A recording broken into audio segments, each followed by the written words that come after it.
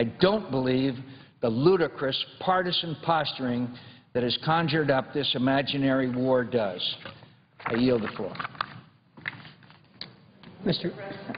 Senator from Minnesota is recognized. Mr. President, a group of us, women senators, are here today to talk about the Violence Against Women bill. And as my colleague from Arizona was referencing, this is a bill, in fact, there's been unity for well over a decade.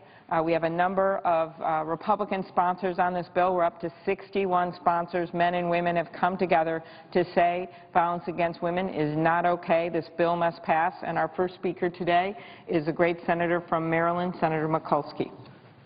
Senator from Maryland is recognized. Chairman, thank you. And I want to thank the gentlelady from Minnesota for her ongoing advocacy on this issue. Her advocacy was well known in Minnesota. Her work as a prosecutor brought her in contact with many of these women, and her steadfast standing up for them and making sure they got a fair shake in the system was really well known and well appreciated. I'm here to be a strong support for the Violence Against Women Act, and I hope that this bill passes, and I hope that this bill passes today. It is because the Senator Leahy has worked on a bipartisan basis in his committee to bring this bill out. This bill was first passed in 1994 under the leadership of our Vice President, then Senator Joe Biden, well known for a strong, muscular, robust approach to law enforcement. And what he saw was that so many of the victims of crime were women, and that they were victims both in streets and neighborhoods. They were also terrible victims in their own home where they were battered and abused, and then found that when they came to the judicial system that they were battered again because they were ignored and had no one to stick up for them and were always told, oh, it's your fault, what are you doing? Biden changed the law, and we worked on a bipartisan basis. Ever since 1994, we have continually reauthorized this legislation, looking at new needs and new technology and new creative ways of responding to these needs for prevention, intervention, and even prosecution. What we want to do today is pass this legislation that's been refreshed, reformed, and also brings some new approaches to this. Senator, the chairman of the committee has done an outstanding job and is to be commended. Violence Against Women Act authorizes 2 federal programs for domestic and sexual violence in our communities, the Department of Justice and the Department of Human Services. The STOP Grants is the largest national grant program in the Justice Department. Roughly half of all violence against women funds go to these STOP grants, and they go to every community. And what is it they do? They coordinate community approaches to end violence and sexual assault. They fund victim services like shelters and the toll-free crisis hotline, and they fund legal assistance to victims to be able to get court orders, to be able to protect themselves from the abuser or from the stalker. It also includes training for police officers, prosecutors, and judges so they know how to do a good job. Victims of child abuse grants, something that I'm very familiar with, having been a child abuse social worker, and also important services in terms of rape prevention programs. This is a great bill, and it meets a compelling human need. Since the original Biden legislation, over 1 million women have called that hotline who were desperate, who were fearful for their life, and when they called that number, they didn't get a busy signal. They didn't get hung up on. They got help, and I know that it saved lives. 1 in 4 women will be victims of domestic violence during her lifetime. 1 in 4. 16 million children are exposed to domestic violence. And with also 1 in 6 women have experienced attempted or completed rape. And even men now are the subject of rape. But 25% of rape crisis centers have waiting lists for advocacy groups. And I'm going to talk about that in more detail. 2 million victims of physical and sexual violence each year, 20,000 in Maryland. On the average, 1,000 female victims are killed by their abusers. 1/3 of all female homicides are domestic violence. Mr. President, these are numbers and statistics, but they also represent real people. We help over 70,000 victims every day, 70,000 victims every day through hotlines and services and shelters. But regrettably, there is a waiting list. So we need to pass this legislation because it gives us the authorization to be able to do so. It meets these compelling human needs to protect people. And in my own state, it's had enormous positive consequences. There's something that was developed through the Department of Justice called the Lethal Index. It means that when a police officer goes into a home, he has to or she has to assess how dangerous is it? Do you yank the kids out, take the abuser and put them in jail? Or do you call in a social worker to try to intervene, give the family more time, give the family counseling so that we can get people off the ledge, out of a violent situation, but be able to work on the long path for family stability? Well, my local law enforcement police officers tell me this lethal checklist has been a tremendous tool to being able to assess the level of index, the level of violence when they are in that home. They know then when people are in danger and they have to get them out right that minute. They also know when there's the opportunity for other interventions, again, to be able to help the family. This helps families, it helps police officers, and it helps our community. We need to empower victims to be able to help themselves by providing help in these abusive relationships. Studies show that victims who use community-based domestic violence services, when they are available, really are almost never victims of murder or attempted murder. That's a powerful line, that if we have this intervention and prevention, we can not only reduce violence, but we can reduce homicides as well. We need to pass this bill because it is crucial to our families, to our communities, and it shows the country also that we are serious about governing and keep legislation going. I want to also comment on some of the important programs, as I said. And I'm going to talk a little bit about my role. Mr. President, I'm an appropriator, and in fact, I'll leave shortly to go to a markup. But I have moved the Commerce, Justice, Science spending bill. And I worked so closely with the gentlelady from Texas, Senator Kay Bailey Hutchinson. Again, a very strong advocate in the interest of women, both in protecting and helping them both here and around the world. Working on a bipartisan basis, in this year's bill, we put money in the federal checkbook for those STOP grants, for those sexual assault services, for that transitional housing grants, and also for other help in our community. We also took a serious look at the whole issue of forensics. Forensics is the subject of much debate and, unfortunately, much backlog. In my bill, in the Commerce, Justice, Science bill, we funded overall in the Department of Justice money to deal with forensic backlogs. But we also pay particular attention to something called the Debbie Smith Act. Now, let me just say this. There are two different bills. There's the Violence Against Women, and there's the Debbie Smith Act. The Debbie Smith Act was passed because of a woman named Debbie Smith who was subjected to the most vile, repugnant, despicable acts of violence against her. What we do working here is that we've actually put money in the federal checkbook to reduce the backlog of DNA evidence. It ensures that a high percentage of the funds also go to labs to be able to deal with samples from crime scenes, the databases, and others. If we do debate this rape kit issue at a later time, I want to thank Senator Leahy for his advocacy and Senator Cornyn for his sensitivity and wanting to solve the problem.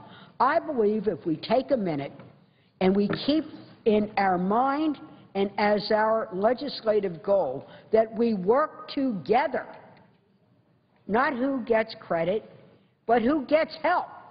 It's not about who gets credit, it's about who gets help. We want to be able to help those rape victims have the solace and the consolation that their government is on their side, using the best of scientific evidence to make sure that we have the right person and have the right prosecution to get the right conviction.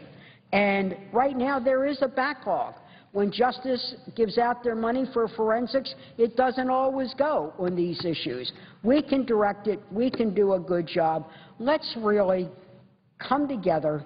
Let's iron out our parliamentary differences so we can pass this very important violence against women. I can take what I've done to put money in the federal checkbook. Let's refresh the federal law book. And most of all, let's keep our eyes on what we want to do. We want to be able to prevent domestic violence and violence against women, whether it's the stranger who perpetrates danger and despicable acts or in their own home. Prevention, intervention, training of police officers, judges, and courts, and the right prosecutions. Mr. Chairman, I yield the floor. Mr. Chairman. Senator from Minnesota. Thank you so much to the senator from Maryland for she always has a succinct way of describing an incredibly complex but important bill. And we also have been joined by the senator from California, who has been a longtime leader on this issue, was here in Congress, just like the senator from Maryland, when the initial Violence Against Women Act passed in 1994. Senator Boxer. Thank you, Senator. You could tell me when I've used 5 minutes, and then I'll conclude. Thank you. Senator will be notified. Mr. President, I want to thank Senator Klobuchar for her leadership, Senator Feinstein as well. These are the two Democratic women on the Judiciary Committee who have been such leaders on this, and Senator Murray as well. I'm proud to stand here today to call for a passage of the Violence Against Women Act. This is not a new bill, as has been painstakingly described to all of you, and I can remember so well when then-Senator Joe Biden wrote the Violence Against Women Act, and he came to me when I was in the House and asked me to carry it in the House. I was as honored as I am right now. And yes, it took us a while to pass it, but ever since, it's been non-controversial. For some reason, our Republican friends, although we have 61 people as co-sponsors, are slowing it down, and it seems to me very clear that if they didn't have objections, we could pass this by voice vote. 3 women are killed by their abusive partners every single day. Mr. President, I want to repeat that. 3 women today will be killed by their abusive husbands. And for every woman who is killed, there are 9 more who are beaten or injured every single day. In the name of those people, in the name of the 3 women who will be killed today, we should pass this unanimously. Unanimously. Now, has the Violence Against Women Act worked? Yes. Incidents of domestic violence have decreased by 53% since we passed that law. Why on earth, when 3 women are killed every day and 9 women are injured, sometimes to the point of almost losing their life, why on earth, when a bill has brought down domestic violence by 53%, would there be objection? There is no reason whatsoever. You go back to the votes on the bill in the past, overwhelming votes every time. 47 attorneys general signed a bipartisan letter supporting the reauthorization. Now, I have story after story from home, and I'm going to read a couple to you. A mother in Alameda County with 2 children had been in a long-term abusive relationship. She separated from her abuser only to be stalked and brutally assaulted by him. She called 911. She hid the phone during the last beating so the police could hear what was going on. Because of the Violence Against Women Act, she was able to access a family justice center where she received counseling, relocation assistance, and she worked with a deputy DA trained by program grants. She was pressured not to cooperate with the prosecution, but because of the Violence Against Women Act, the investigators had been trained by that act. She overcame her fear. She was protected as she cooperated and gained a strong conviction of her abuser. That's a case that shows the training works, and the training took place because of the Violence Against Women Act. A story of an immigrant woman in Los Angeles 2 years ago. This happened. Stabbed 19 times by her boyfriend while she was 3 months pregnant. During her ordeal, her boyfriend drove her from one part of town to the other, refusing to take her to an emergency room, even though she was bleeding profusely. She jumped out of the car. She screamed for help. The abuser fled. Thankfully, she received medical attention. The baby was not lost. She recovered. And because of the Violence Against Women Act, she cooperated with the prosecutors. She got a U visa, and she and her child could move on. And the last case deals with Indian tribes. And, Mr. President, I know what a fierce advocate you are in every way for Indian tribes. So I talked to my people back home. According to a 2008 report by the Centers of Disease Control, 39% of Native American women will face domestic violence. 39%. Now, yesterday, Senators Klobuchar, Murray, and I stood next to a woman who's a vice chair of a tribe in Washington. She, for the first time, spoke out on the abuse she received as a toddler.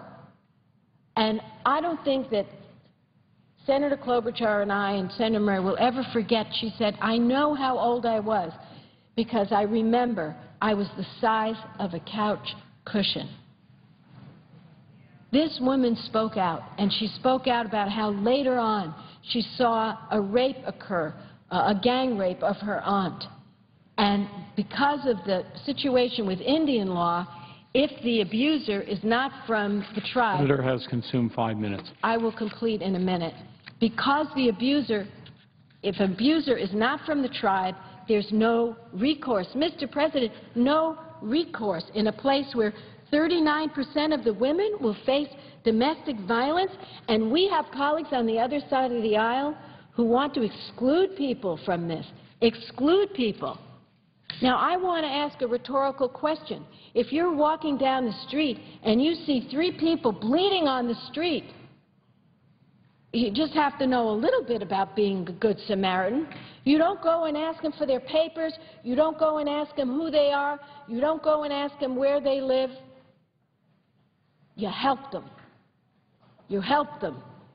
And anyone on this floor who will attempt to take out various groups out of this bill, they are changing the Violence Against Women Act, which, Mr. President, has never excluded any group.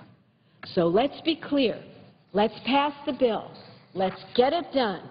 And I will say in closing, Tribal Chairman Stacy Dixon of Susanville Indian Rancheria said, "The improvements in this bill," she said, "will bring justice back to Indian country, will equip tribal governments with the needed authority and resources to protect our residents and restore faith in the justice system." Let's restore faith in the justice system, not just for those on tribal lands, but for those who live in any part of our lands. Thank you very much. I yield the floor. Mr. President, Senator from Minnesota. thank you very much to the senator from California for those moving remarks and really for the very important point that the Violence Against Women Act has never discriminated against people regardless of who they are, where they live, how much money they have. And I really appreciate those remarks, and I think it's really at the core here of what some of this debate's about. But overall, I still believe, when we already have a number of colleagues from across the aisle on this bill, that we will get this done. And that's why it is so important that with the work of Senator Reid and Senator Leahy, the chairman of our Judiciary Committee, with Senator Crapo, who is the leading Republican on this bill, Senator Mikulski, who came and spoke earlier, Senator Murkowski, who joined us the last time we had the group of women senators and who's been working diligently on that late in the evening. I am very positive that we're going to get this done and get this vote done. I see that we have been joined here by the senator from Washington, Senator Cantwell, and she has long been a leader on women's issues and has fought for this bill and has been a member of Congress in the past when it's been reauthorized. So she knows very well that in the past this has not been a partisan bill, that people have come together, they've worked out whatever differences that they have had, and they have been able to pass this important Violence Against Women Act. And so I know that Senator Cantwell has joined us, and please, Senator Cantwell, thank you for being here. Thank you, and I thank the senator from Minnesota for her leadership on this issue and for her great service on the Senate Judiciary Committee. I know as a former prosecutor she's provided a great deal of leadership on many, many issues, but having her voice on the Senate Judiciary Committee has been very, very important for our country. And I come here to stand with my colleagues who are here, the women of the Senate, to say that we are standing up for women across America. We want the reauthorization of the Violence Against Women Act, and today we want to tell victims of domestic violence that they are not alone. We have to make sure that we are giving the tools to local governments, to law enforcement, the things that they need to protect the victims of domestic violence. Today we're here with a clear message to the victims of domestic violence, and that is that we will stand with you, and that we haven't forgotten, and we're not going to let this bill be bogged down in political fighting, but we are going to make sure that we continue to move ahead. We already have the support of 61 senators, 47 state attorney generals, and countless law enforcement individuals who are working across the nation to make sure that these victims have an advocate.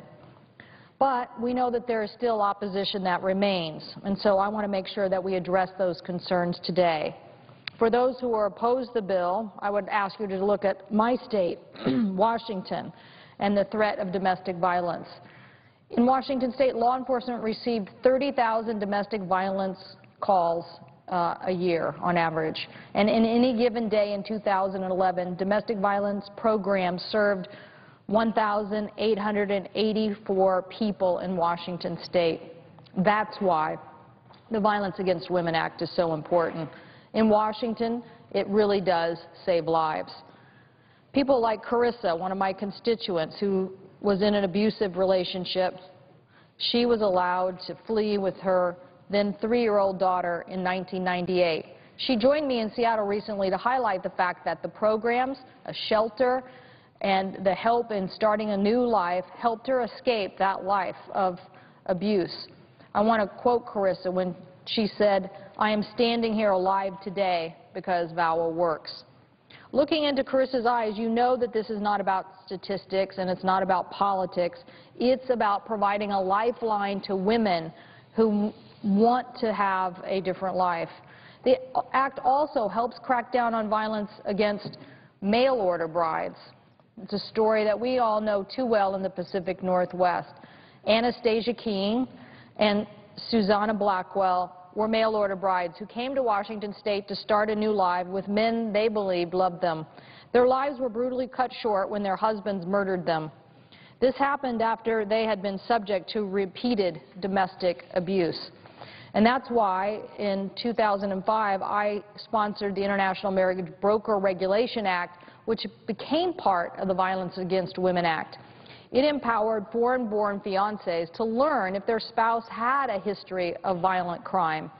And it now has become part of the reauthorization that is this bill today. It includes enhancements that require marriage broker agencies to provide foreign fiancés with a record of any domestic violence that their potential spouse might have engaged in. That way, we can stop the abuse before it begins. Opponents who say that the Violence Against Women Act would create immigration fraud and give funds to those who don't need it should consider the story of Anastasia King and Susanna Blackwell. Anastasia and Susanna's lives could have been saved had these provisions and protections been in place. We should not deny immigrant women or trafficking victims resources that they need to prevent abuse, nor should we create barriers for them to get the safety they need. That's why we need to pass the Violence Against Women Act. And we also need to make it clear that Native American women will receive protection. Deborah Parker of the Tulalip tribe came to the Capitol this week to explain why this is so important. Deborah was a tireless champion for the people and for the victims of domestic abuse, and she was here to tell her brave story.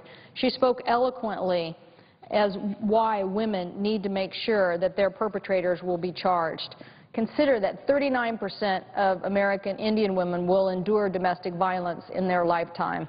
Compare that with figures that estimate that 24% of all women in the United States will experience domestic violence in their lifetimes. So we need a Violence Against Women Act that will crack down on the domestic violence in tribal communities. And this bill gives the tools so that we can make sure that we go after those offenders. Some have warned that this will trample on the rights of individuals to have due process and full protection. That isn't the case. So what we are doing here is making sure that there will be an investigation on reservations of the suspected abuse. So I think it is time that we address this epidemic that's happening in Indian country before it escalates more. And that's why we need to make sure that every woman in America has the rights under the Violence Against Women Act to be protected.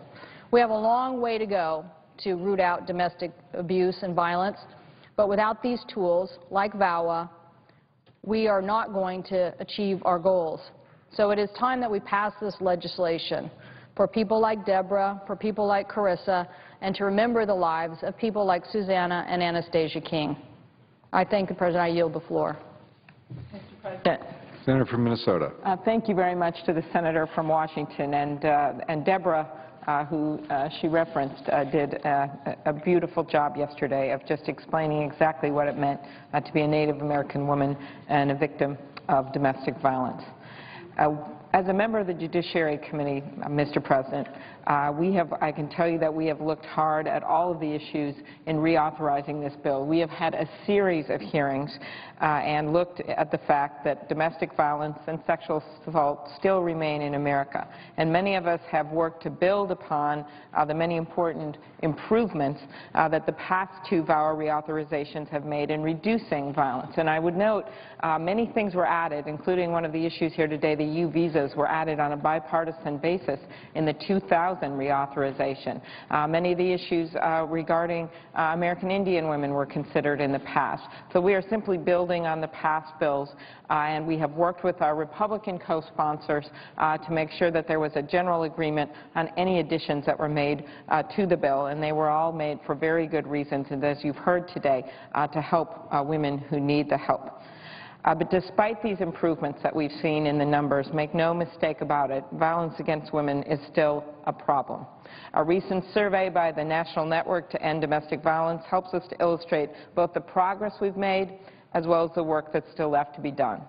On just one day last year, just look at this as a benchmark, one day last year, September 15th, in the state of Minnesota, 54 Minnesota domestic violence programs reported serving 735 victims in emergency shelters or transitional housing, and 670 adults and children through the individual counseling, legal advocacy, or children's support group. Mr. President, that's a total of 1,405 victims in one day in one state.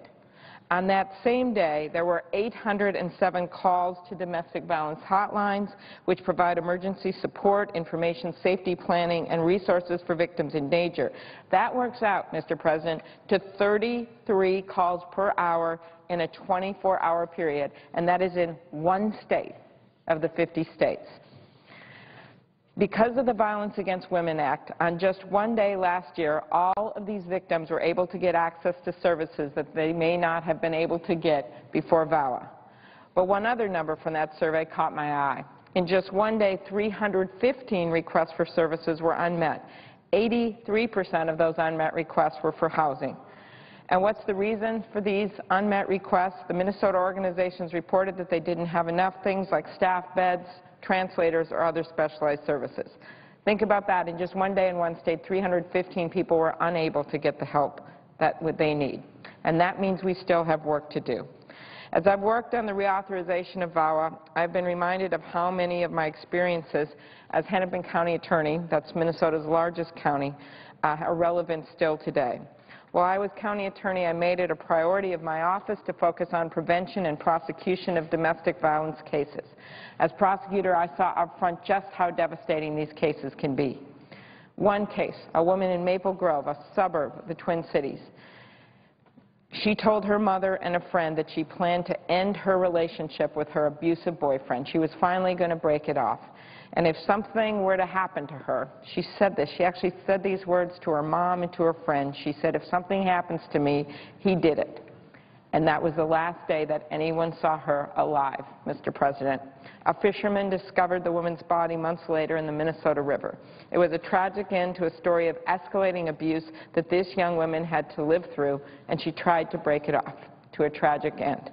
The woman had earlier filed assault charges against her boyfriend, claiming that he had put her in a chokehold and pushed her into a coffee table. Her 3-year-old son told his grandmother that he found his mother on the floor and that she was sleeping and he could not wake her up.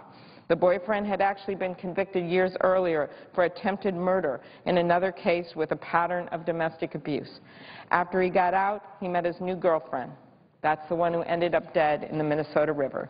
In the end, he pleaded guilty to the murder and received a maximum sentence.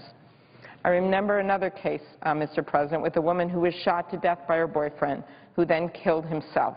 The man's 12-year-old daughter tried to get into the bedroom, and when she couldn't get in, she went to a neighbor's house for help. His 19-year-old son was also in the house. The police were called to that residence at least 5 times in the 2 years before the tragedy. These stories are horrifying, and as a prosecutor, you never forget them.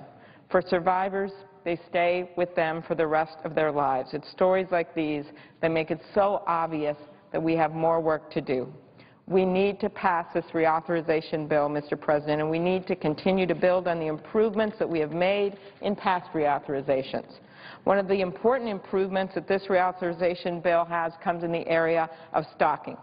The bill includes a provision that I added along with my co-sponsor, Senator Kay Bailey Hutchinson of Texas, that will help law enforcement more effectively target high-tech predators. Because stalking, just like any of the other crimes recognized in the Violence Against Women Act, is a crime that affects victims of every race, age, culture, gender, sexual orientation, and economic status.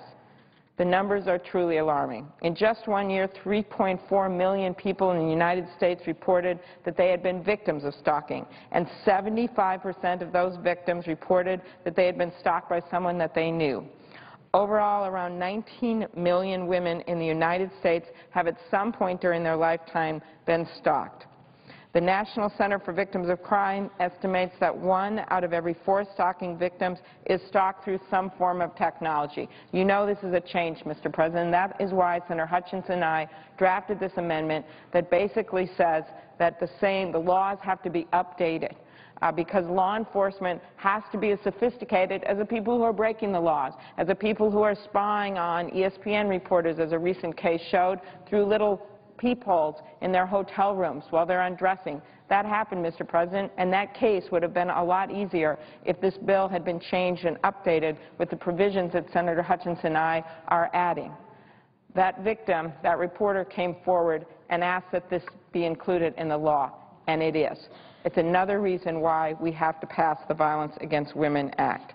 The bill also includes a number of improvements, as was noted by Senator Cantwell, with respect to particularly underserved community, women living in tribal areas. It is a heartbreaking reality that Native American women experience rates of domestic violence and sexual assault that are much higher than the national average. All the bill does in this area, Mr. President, as you know, from a state with a high population of Native Americans is that it simply allows the tribal courts to have jurisdiction concurrent with the other courts, with the federal and state courts. And I know that changes have been made in the manager's amendment to address the particular concerns of Alaska. This is an incredibly important part of the bill, and I'm glad that we were able to work with the Republicans' co-sponsors to get this part of the bill updated. The Violence Against Women Act, Mr. President, is an important tool for ending violence against women. But this is not just about women. I often mention this case of a very, very sad situation where a man murdered his wife. They were Russian immigrants. They knew no one in town. Murders his wife, takes her body parts in a bag, dumps them off in a river in Missouri with his 4-year-old kid in the car the entire time. When they got back to the Twin Cities, he actually confessed to the crime. And when they had the funeral for this woman, there were only 5 people in that Russian church. There was the family that had come over from Russia, the parents and the sister, and there was me and our domestic violence advocate. And that little girl was there too, Mr. President. And the story the family told me was this. The sister of the victim, the sister of the woman that killed, was her identical twin. The little girl had never met her aunt because she lived in Russia. And when they got off that plane from Russia, the little girl ran up to her aunt, who is the identical twin of her dead mother, and ran up to her and hugged her and said, "Mommy, Mommy, Mommy," because she thought it was her mother. And it reminds all of us that domestic violence is not just about one victim. It's about a family, and it's about a community, and it's about a country. And that is why we have the opportunity today to get this bill done, to put it up for a vote, and reauthorize the Violence Against Women Act, something we have done time and time again on a bipartisan basis. So let's do it again. Mr. President, I yield the floor. I see we've been joined by the senator from New York, a member of the Judiciary Committee that worked so hard on this bill, Senator Schumer. Thank you. Well, let me thank From New York. first, Mr. President. I have 13 unanimous consent requests for committees to meet during today's session of the Senate. They've been approved by the majority and minority leaders. I ask unanimous consent that these requests be agreed to and requests be printed in the record. Without objection. And I want to congratulate my colleague from Minnesota who has the dual experience of being both a prosecutor and a woman who understands how important these issues are. We men try to join in, but women know this so well and so strongly, whether from their own personal experiences, friends they knew, or as in the case of the senator from Minnesota who's done a great job on this from their professional experience as well. So, Mr. President, I care a lot about this. I carried the Violence Against Women Act, the first bill, in 1994. Senator Biden, then senator, put it together in 92. Senator Boxer carried it. When she was elected to the Senate, they asked me to carry it, and we got it passed. It's changed the world. VAWA has changed the world. It used to be before VAWA, a woman would show up bloodied and bruised at a police station, and the police officer, who had no training and no knowledge of what to do, not his or her fault, would say, "Go home, it's a family matter." And now, of course, we have laws, we have training, we have shelters, and women are far more protected.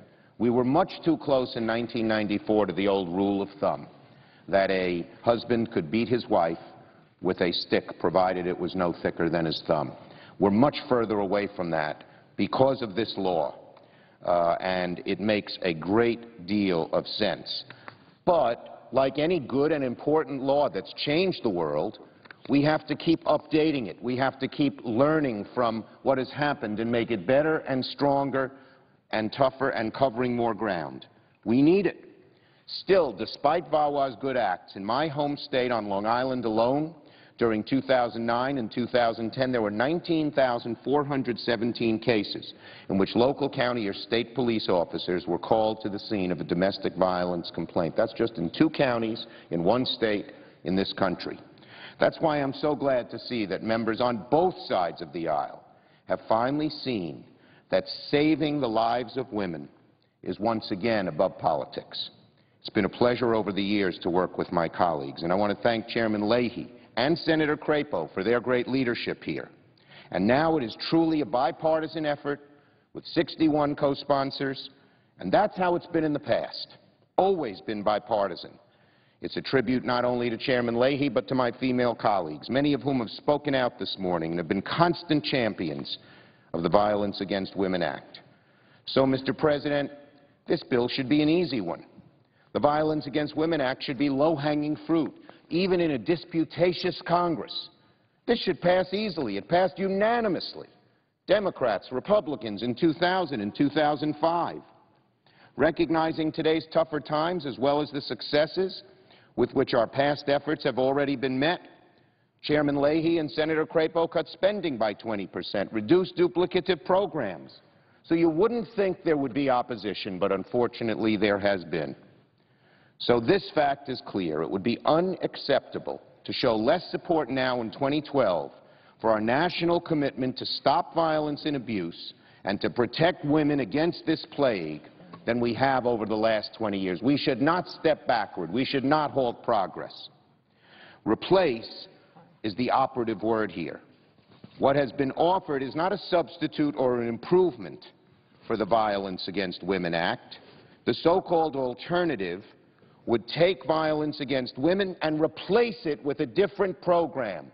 This program has worked. It needs improvements. That's why we're here. But it has worked. You don't start over for ideological or political reasons. Most notably, in the act from my colleagues across the aisle, the word women has been taken out of the program that forms the cornerstone of the Violence Against Women Act, and the word has been replaced with victim. Now, no one here would argue against the principle that all violent crimes, all domestic crimes, are tragic and serious. But this so-called substitute negates centuries of women's experience that proves that violence against women, especially violence caused by spouses and partners and family members, is a uniquely pernicious and entrenched practice, one that hasn't even always been illegal. Mr. President, there was never a rule of thumb that governed the size of a stick that wives could use to beat their husbands. And that sums it up in a nutshell. Men were never banned from juries. Men were never not on police forces and prosecutors' offices. It is this horrific and shameful history to which we responded in 1994 when we first crafted the Violence Against Women Act. And there's another point to be made here.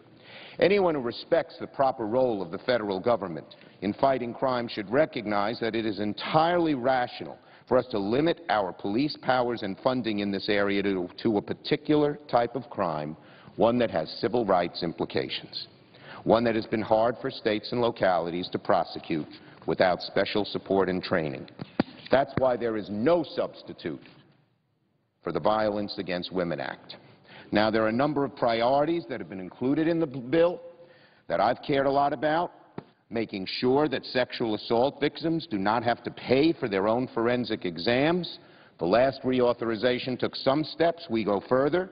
Second, VAWA, having contributed immensely to our understanding and prevention of domestic violence, has been reinvigorated and retargeted at sexual assault crimes. Many aspects of the new bill will improve the reporting, law enforcement training, and victim support. Third, it expands programs that are available to victims and law enforcement in rural and underserved areas. Extremely important to upstate New York, which has one of the largest rural populations in the country. And fourth, as I mentioned, Senator Leahy and Senator Crapo should be applauded for including more oversight and accountability for programs in this bill and finding a way to trim the authorization by 20% by consolidating programs where it makes sense. To make the continued need for this bill concrete and personal, I'd like to point out one massive success story in New York that's been made possible by VAWA.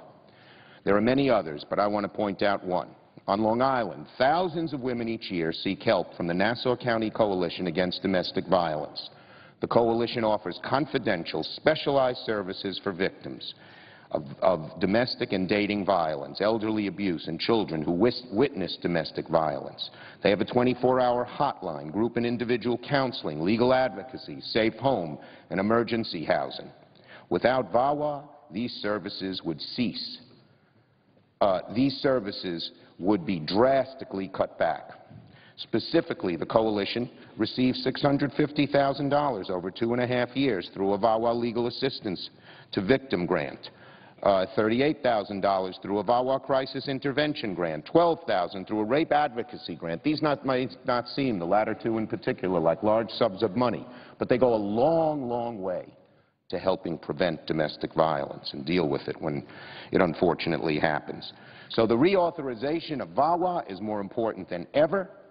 Local municipalities, we know, in New York and throughout the country are slashing their social service budgets and contracts right and left. Without VAWA, many groups, like the Nassau County Coalition, would be left bereft, and all the good work they've done over the years would no longer be there. Without agencies like this one, where will a sexually assaulted Levittown woman turn for help? Well, I don't want to find out. I, for one, will do everything in my power to ensure that that day never comes by supporting this VAWA, not some new law that has been untested. I yield back the balance of my time.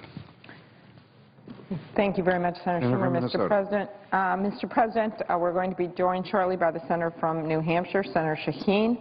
But I did want to mention one other thing. Many of my colleagues have mentioned the incredibly important role that then Senator Biden, now Vice President Biden, played in drafting this first bill in 1994.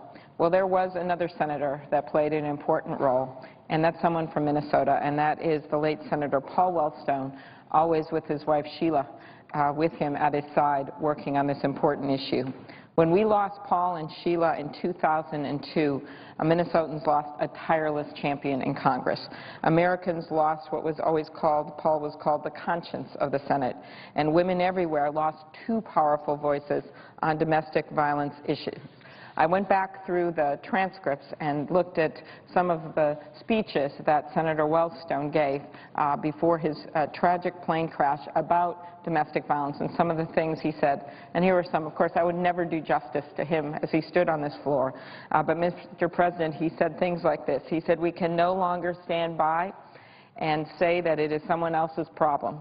What are we waiting for? Too many have spoken with their voices and with their lives, and this violence must end." He also said this, Senator Wellstone, "Once upon a time we used to say it is nobody's business. We do not believe that any longer." Paul and Sheila passionately believed that domestic violence wasn't just a law enforcement issue. It was an issue about civil rights and justice and human dignity. Paul often talked about his brother, Stephen, who struggled with mental illness his entire life. And he took up that cause because he knew that no one was there for Stephen. No one else would speak for him. And he felt the same way about the victims of domestic violence. We honor their memory, Paul and Sheila's, by carrying on their work today. And I want to highlight some of the more remarkable efforts to bring this issue out of the shadows that the Wellstones made. Senator Wellstone began work on issues of domestic violence when he was elected to the Senate in 1990. As one can tell from the whole course of his political career, violence against women was always an issue close to his heart. He dedicated his own salary increases each year to battered women's shelter in Minnesota and introduced a number of bills strengthening protections for women. To Senator Wellstone, this family violence could no longer be dismissed as a family issue. That's why he made a commitment to read into the congressional record the names and stories of all Minnesotan women and children killed at the hands of spouses, boyfriends, and fathers. In one 1995 floor speech, he had 6 stories to tell, some so horrifying that he refused to share the full details in the chamber. In 1993, Paul and Sheila found an especially impactful way to bring their message to Washington. In collaboration with the Silent Witness Initiative, Paul and Sheila brought 27 life-size silhouettes to the rotunda of the Russell Office Building. Each one of the silhouettes represented one Minnesota woman murdered in an act of domestic violence. You think about this now, and you might be used to seeing these things. You might be used to seeing quilts that have been made with each square to a victim of domestic violence, or silhouettes or other things that go around the country. But at that time, back in 1993, Mr. President, that was unique. It was something people weren't talking about, and the Wellstones felt it was their duty to bring that forward, as did then Senator Biden and Senator Leahy and other people that were involved in this issue, and so many of the women senators that spoke today, Senator Mikulski, Senator Hutchinson, who I see has joined us on the floor. On a bipartisan basis, they all came together and said we must get this done. Again, Senator Wellstone understood as well as anybody that this was an issue that had too long been ignored and found a way to bring the story to his colleagues in the Senate. Now, Paul and Sheila may no longer be with us, but their legacy lives on. The Sheila Wellstone Institute continues their work by promoting awareness of violence against women and ensuring that ending this problem remains a national priority. The Wellstone sons, Mark and David, have also continued to work with where their parents' work began through their nonprofit Wellstone Alliance. Among many other things, Wellstone Action and Mark Wellstone in particular worked hard to ensure that the Violence Against Women Act was reauthorized in 2006. So, as we look today for a potential vote on the Violence Against Women Act, I would like my fellow senators to remember these words that Senator Wellstone spoke many, many years ago. Again, he said, we can no longer stand by and say it is someone else's problem. What are we waiting for? Too many have spoken with their voices and their lives, and this violence must end. And so we all know that we can no longer stand and say it is someone else's problem. We can't let our own differences, minor that they may be, on various provisions get in the way of the fact that this has always been a bipartisan bill, that this bill has 61 authors, that this bill was led by Senator Leahy and Senator Crapo from the very beginning, a Democrat and Republican working together. This is the time, Mr. President, to pass this bill. Thank you, Mr. President, and I yield the floor. Mr. President. Senator from Texas. Mr. President, I came to the floor yesterday to talk about the important work on this bill that has been done by senators from both sides. Republicans and Democrats agree that we should reauthorize the Violence Against Women Act and that we should have the very best legislative product possible. This should be done with input from both parties. That's what our chamber does. We deliberate, and then we produce legislation. Yesterday, I was talking to the chairman of the Judiciary Committee, talking about what his bill does. And I want to say clearly today that the amendment that I am producing with Senator Grassley and many other co-sponsors builds on the sentiments that the chairman expressed yesterday.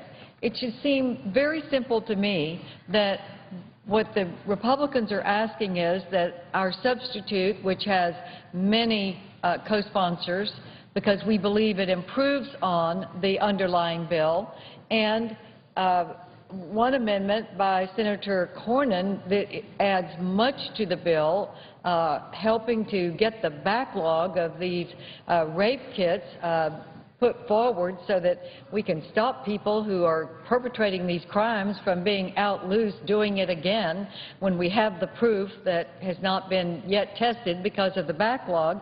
There are some things that can be done that improve this bill. Senator Mikulski and I worked together on funding the Justice Department. And in our bill, we do add to the capability for the Justice Department to give the grants that would make that backlog smaller. Senator Cornyn's amendment even improves on that. So what's not to like about two other approaches that would add to this bill so that we can get this bill passed, or one version of it, go to conference with the House and really address the issues. No one is arguing that we shouldn't pass a Violence Against Women Act. The question is, can we make it even better?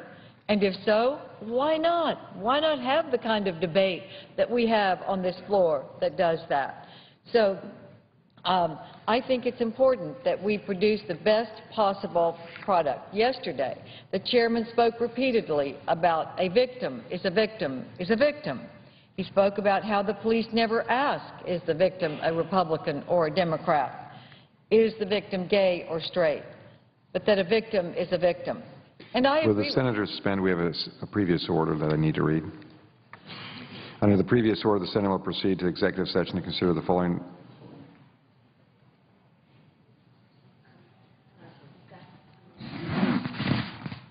Under the previous order, the Senate will proceed to the executive session to consider the following nomination, which the clerk will report. Nomination, the judiciary, Gregg Jeffrey Costa of Texas to be United States District Judge for the Southern District of Texas. David Campos Guadarrama of Texas to be United States District Judge for the Western District of Texas. Under the previous order, there will be 30 minutes of debate equally divided in the usual form. Mr. President. Mr. President, I was... Senator from Vermont. Mr. President. Mr. President, I believe under the Mr. President, the Senator I believe under the regular order, I would be recognized now, and then Senator Grassley would be recognized to be the regular order. But I understand the Senator from Texas. Did you need some more time? Yes, because we're not on VAWA now. We're on the nominations. I said under the regular order, I'd be recognized for 15 minutes. Senator Grassley would be for 15 minutes. How much more time did the Senator from Texas need? Well, Mr. President, I was I believe perhaps the... Senator from Vermont is correct on the order that is in place right now. Mr. President, however, did the other side on VAWA go over the allotted time? They did not. The Senator from Texas actually was speaking on their time. The Senator from Vermont has the order.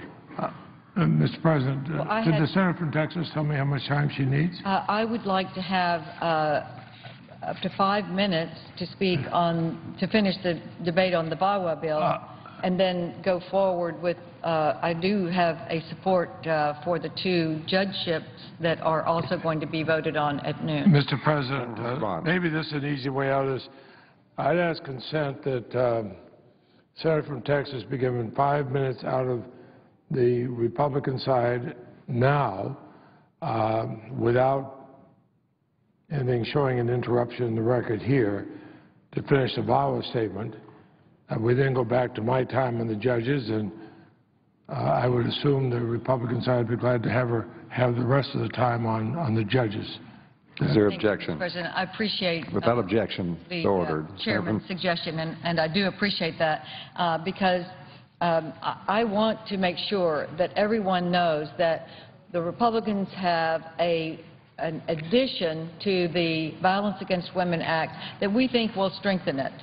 For instance, just a couple of additions from what we talked about yesterday. We got a letter today from the National Center for Missing and Exploited Children.